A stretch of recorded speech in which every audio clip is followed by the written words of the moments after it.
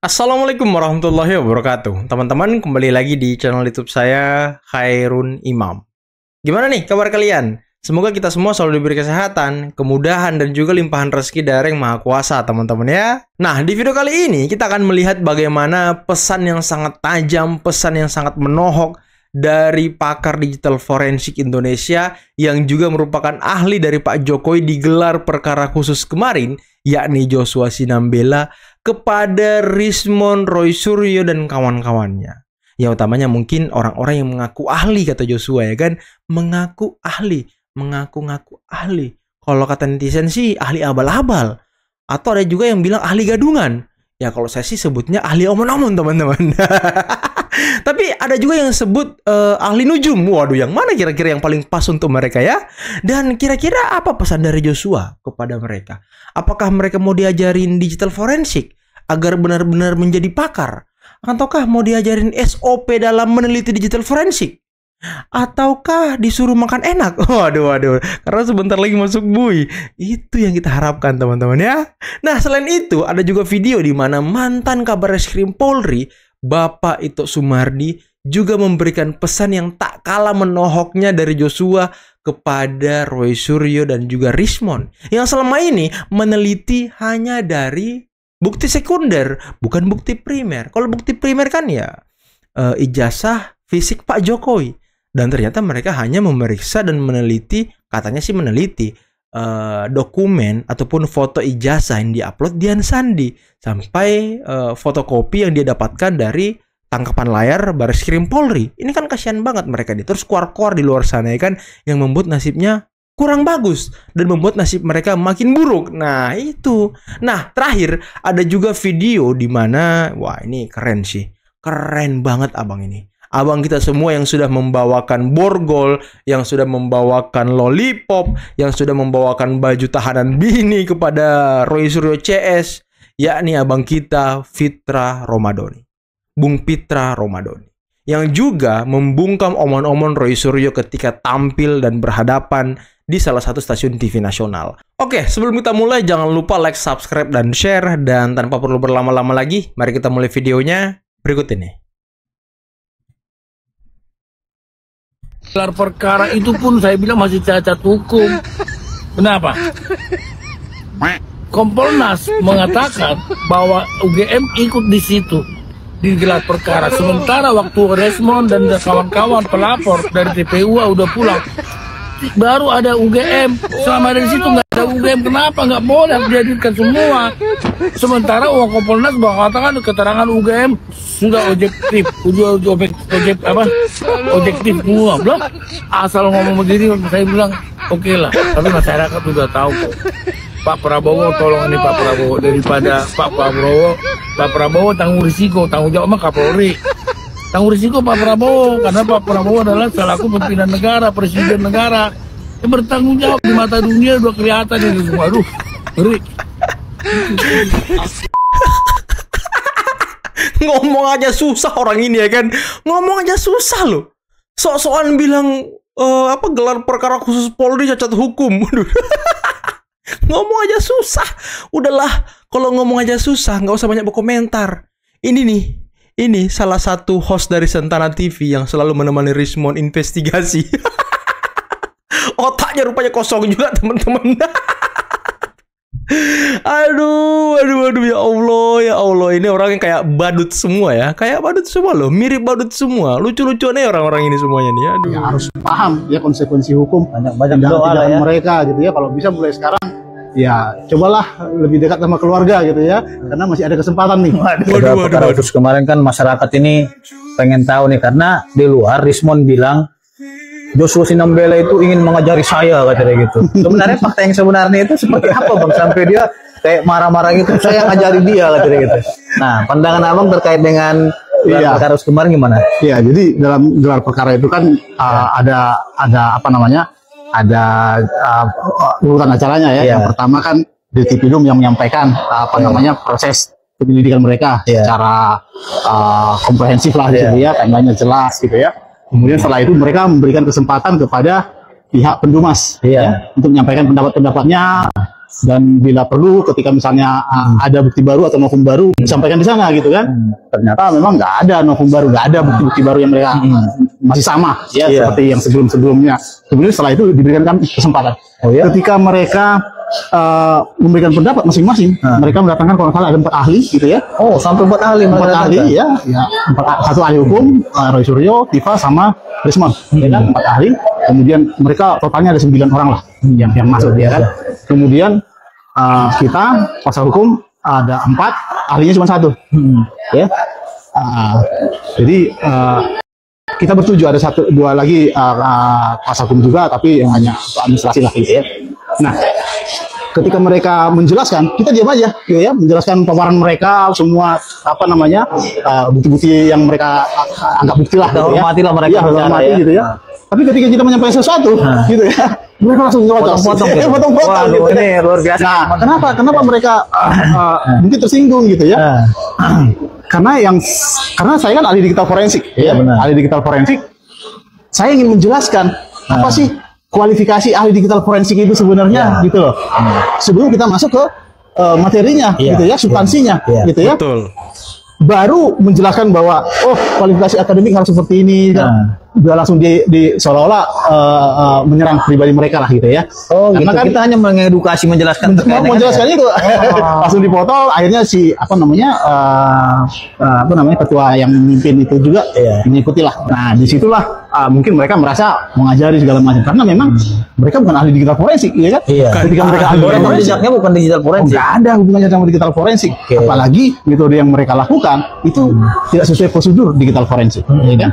Nah, digital forensik yang benar itu harus menganalisis objek original source-nya, sumber aslinya. Kalau sumber aslinya analog, ya analognya, gitu kan? Kalau sumber aslinya yang digital, ya digitalnya, dan itu juga harus dicari di mana otentiknya, di mana yang aslinya. Gitu ya. Nah, inilah teman-teman ya bedanya yang benar-benar ahli digital forensik sama yang ahli abal-abal. Rogerio membuat penelitian laboratorium dari mana kan? Obyeknya bukan obyek yang asli, obyeknya kan harus yang otentik, yang asli ya. Baik, Pak Ito, Roy Suryo sendiri mengatakan bahwa ini sudah melewati serangkaian proses ELA menurutnya atau error level analysis. Apakah ini dapat diverifikasi sebagai hasil yang objektif menurut Anda?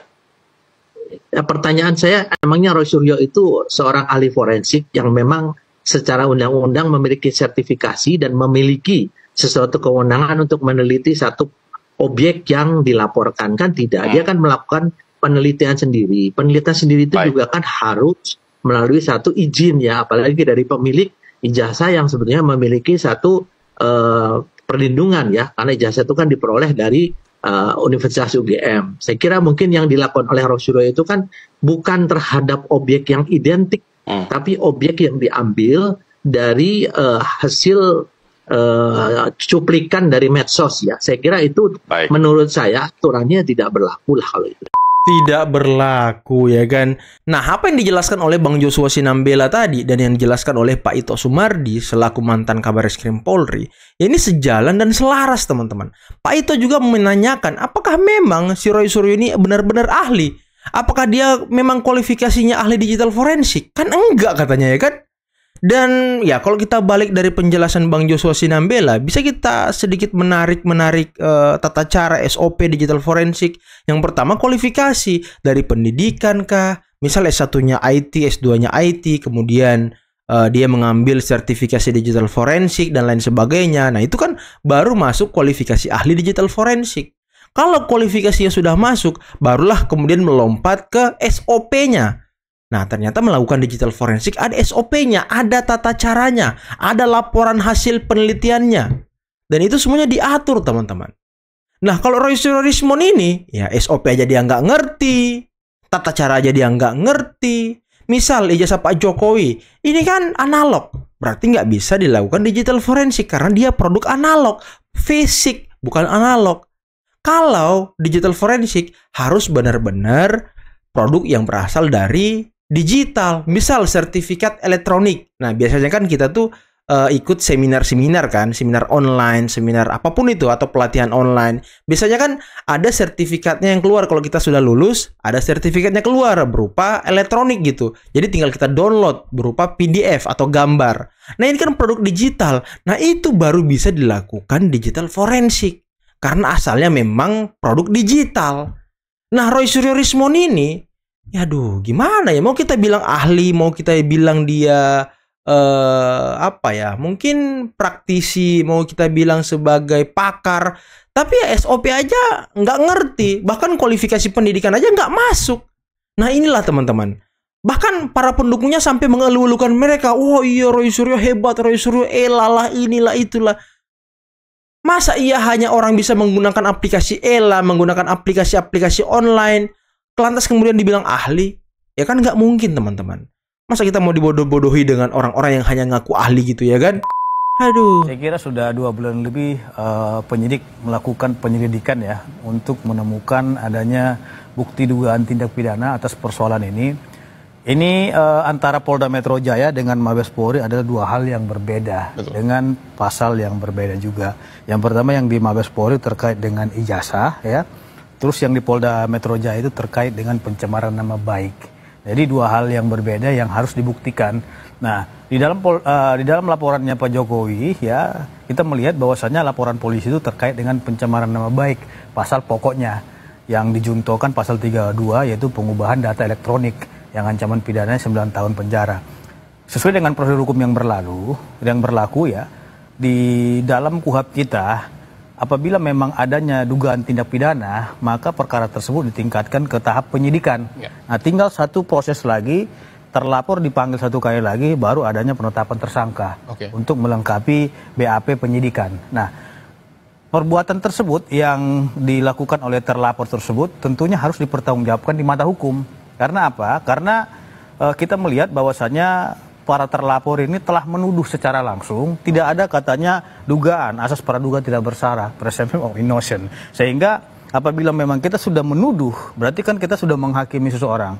Sehingga apa yang kita tuduh tersebut harus dipertanggungjawabkan secara hukum. Nah, persoalannya adalah kita menuduh ijazah ini palsu, padahal fisiknya saja kita belum lihat. Nah, berdasarkan gelar perkara khusus yang kemarin, bahwasanya Mas Roy Suryo, Pak Rismon dan lain, mereka lebih mengedepankan, saya lihat data itu data ELA katanya, error level analysis.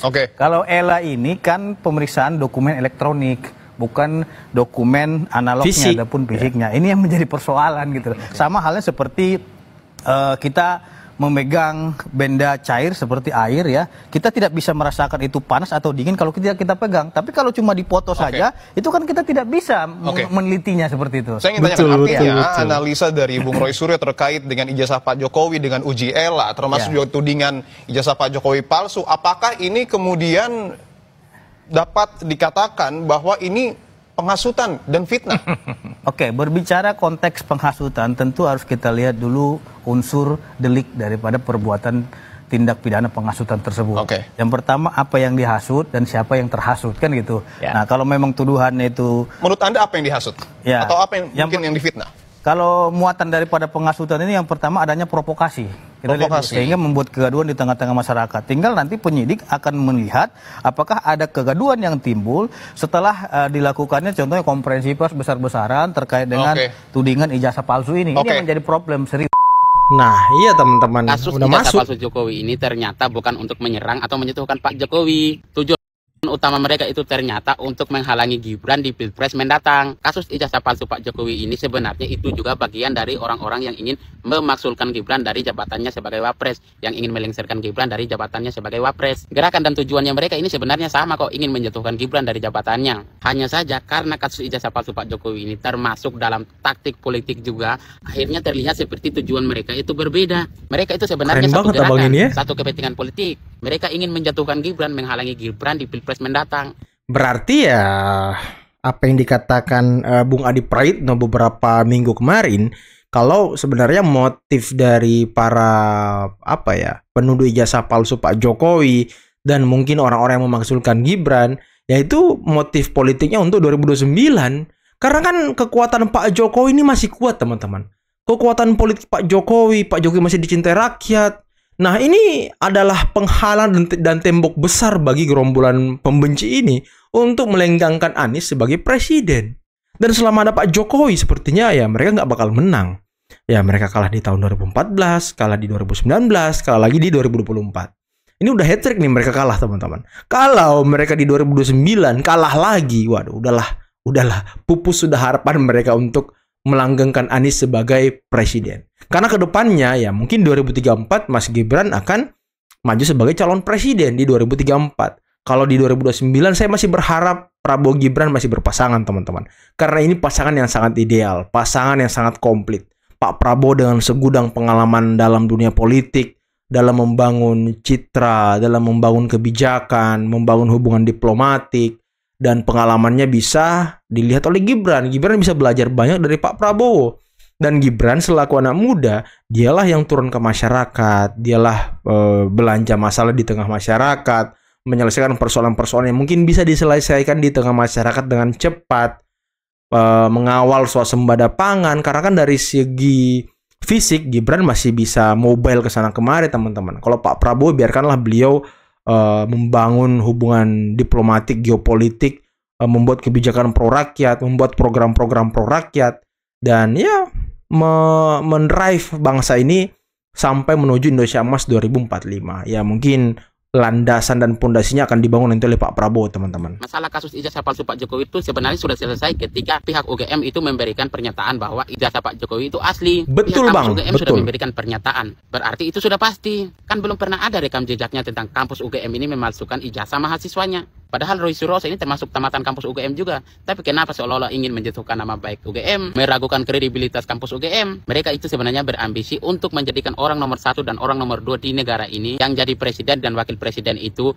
orang-orang dari kelompoknya mereka, itu orang-orang dari bagiannya mereka. Biar mereka bisa atur bangsa sesukanya. Tapi kenapa mereka nyerang Jokowi? Orang kalau Jokowi sampai terbukti pakai ijazah palsu juga dia tidak akan diapa-apain. Roy Suryo dan pengikutnya ini sebenarnya itu mereka tahu betul kalau ijazah Pak Jokowi itu asli. Mereka ini memang tujuannya ingin membuat isu di media. Karena mereka tahu betul Pak Jokowi itu tidak akan menunjukkan ijazah aslinya di publik. Tokoh politik yang berpengaruh yang pernah menjadi orang nomor 1 di negara ini, yang pernah menjadi presiden selama 10 tahun, tidak akan mungkin menunjukkan ijazahnya di publik. Dan Roy Suryo sadar betul akan hal itu. Jadi dia manfaatin itu. Dia ini ingin membuat isu di media bahwa ijazah Pak Jokowi itu palsu. Kalau sampai masyarakat percaya bahwa ijazahnya Pak Jokowi ini palsu, otomatis Gibran yang rugi. Otomatis Kok tiba-tiba rusaklah citra Bang? Gibran. Kok tiba-tiba Bapaknya aja pakai ijazah palsu.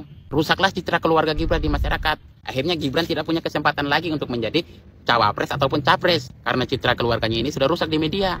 Tapi untungnya masyarakat sekarang itu sudah bisa baca politik, sudah ngerti politik, jadinya mereka Sudah tidak gampang pintar. tertipu. Jadi tujuan aslinya ijazah palsu itu sebenarnya ingin menjatuhkan Gibran, bukan untuk menjatuhkan Pak Jokowi lewat mencemarkan nama baik Pak Jokowi. Itu gimana sih Puki menjelaskan ini? Sabar Bang, Puki sabar. sekali, ya. Waduh. Abang ini mengamuk-ngamuk di akhir videonya ya kan. Tapi benar sekali teman-teman yang dikatakan abang kita tadi. Sebenarnya tujuan mereka ya untuk politik 2029. Ini senada dengan yang dikatakan Bung Adi Praitno. Oh ya, mungkin mereka ingin melanggengkan Anies sebagai presiden gitu ya kan. Makanya mereka berusaha untuk melunturkan, menghancurkan elektabilitas dan juga nama baik dari Pak Jokowi. Sehingga mereka mungkin bisa melawan capres-capres lain ya kan. Karena mereka sudah kalah 3 kali loh. Sudah kalah 3 kali. Jadi ya wajar-wajar saja kalau mereka berusaha untuk merusak nama Pak Jokowi. Dan ya gimana ya, Joshua Sinambela dan juga Pak Ito Sumardi juga sudah memberikan kita masukan, pencerahan terkait dengan keahlian Roy Suryo, terkait dengan prosedur, terkait dengan SOP, penelitian, dan lain sebagainya. Ini sudah clear dan jelas banget teman-teman. Tidak ada lagi keraguan di dalamnya. Dari segi kualifikasi aja mereka tidak bisa dikatakan ahli digital forensik. Tapi terakhir kan Roy Suryo mengatakan, ya saya memang bukan ahli digital forensik, saya ini ahli telematika, dan telematika lebih luas daripada digital forensik. Hello! Aduh, digital forensik itu mencakup semua produk digital Mas Roy, entah itu video, gambar, data, file, jaringan, ya semuanya. Kalau telematika apa? Cuma video, mungkin film blue doang ya, seperti yang biasa dilakukan oleh Roy Suryo.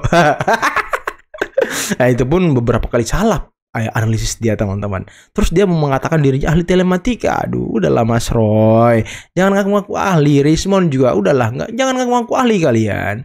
kualifikasi kalian itu nggak ada yang ahli. Jadi ya masyarakat sekarang sudah cerdas. Seperti kata abang kita tadi, masyarakat sekarang sudah cerdas, nggak bisa lagi dibodoh-bodohi, nggak bisa lagi dibohong-bohongi oleh orang yang hanya ngaku-ngaku ahli, hanya ahli gadungan, hanya ahli-ahlian dan ahli nujum mungkin kata netizen. Aduh, udahlah teman-teman, mungkin cukup sekian dulu video kali ini. Jangan lupa like, subscribe, dan share videonya. Akhir kata, billahi taufiq wal hidayah. Wassalamualaikum warahmatullahi wabarakatuh. Bye bye.